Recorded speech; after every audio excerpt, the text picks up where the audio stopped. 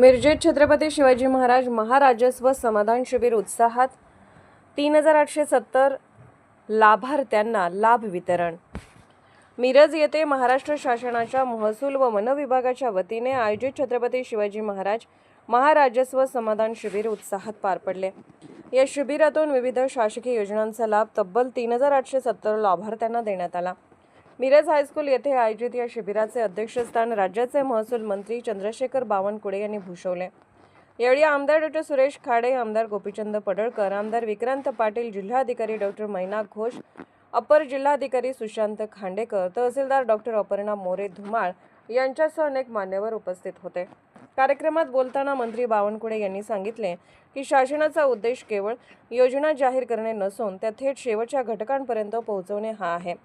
समाधान शिबिर म्हणजे प्रशासन लोकांच्या दारी आणण्याचा उपक्रम असून नागरिकांना कार्यालयाच्या फेऱ्या माराव्या लागू नयेत यासाठी अशा शिबिराचे आयोजन करण्यात येत आहे।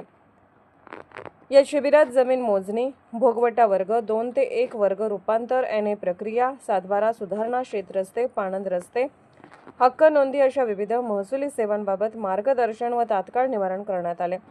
शिबिराच्या यशस्वी आयोजनासाठी जिल्हाधिकारी डॉ. मैनाक घोष यांच्या मार्गदर्शनाखाली महसूल विभागाच्या अधिकाऱ्यांनी समन्वयाने काम केले। नागरिकांनीही मोठ्या संख्येने उपस्थित राहून या उपक्रमाला उत्स्फूर्त प्रतिसाद दिला।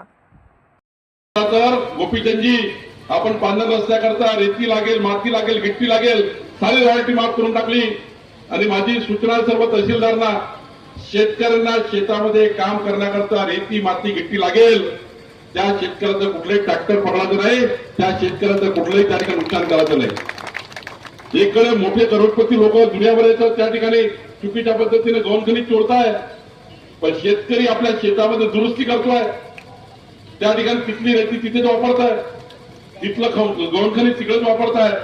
त्यामुळे शेतकऱ्यांनी जर आपल्या स्वतःच्या कामाकरता, स्वतःच्या घराकरता, स्वतःच्या शेती करता काही गौणखनिज वापरलं, त्यांच्या शेतीमधलं निघालं गौणखनिज वापरलं, त्यांच्या शेतीतली माती त्यांनी वापरली, त्यांच्या गौणखनिज त्यांनी वापरलं, त्याला कुठलाही दंड लावायचा नाही, कुठली रॉयल्टी लावायची नाही। शेतकऱ्याकरता या सरकारने हे सर्व माफ केलेलं आहे आणि त्यामुळे खऱ्या अर्थाने गरीब माणसाकरता, शेतकऱ्याकरता हे सरकार आहे। आणि म्हणून मी या ठिकाणी एवढीच विनंती करेल, जिल्हाधिकारी तुम्हाला जे सांगितलं की रजिस्ट्रेशन झाल्याबरोबर डायरेक्ट त्या ठिकाणी 7/12 मध्ये फेर आला पाहिजे, याबद्दलची सुधारणा आम्ही करू। मी पुन्हा एकदा आपल्या सर्वांना या ठिकाणी आभार मानतो। तुम्ही सर्वांनी सुरेश खाडेंना निवडून आणलं, आमचे आमदार सुरेश खाडे निवडून आले म्हणून आमचं सरकार आलं।